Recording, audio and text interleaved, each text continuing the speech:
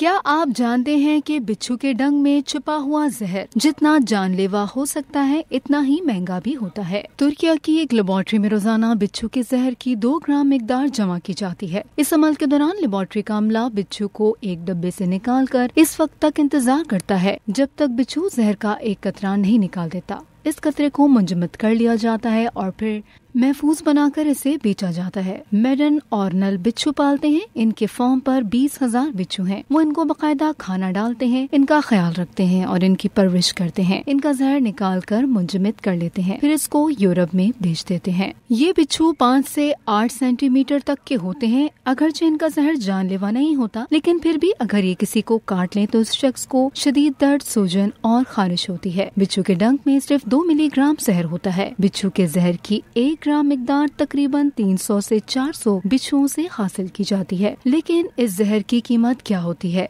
बिच्छू के जहर का 1 लीटर तकरीबन $1 करोड़ का बिकता है। तिब्बी इस्तेमाल में लातीनी अमेरिका में पाए जाने वाले एक मखसूस बिच्छू के जहर से मार्गा टॉक्सिन नामी मवाद हासिल किया जाता है, जो खून की रगों में नई खुलिये बनाने में मदद फराहम करता है और इसे दिल की सर्जरी में भी इस्तेमाल किया जाता है।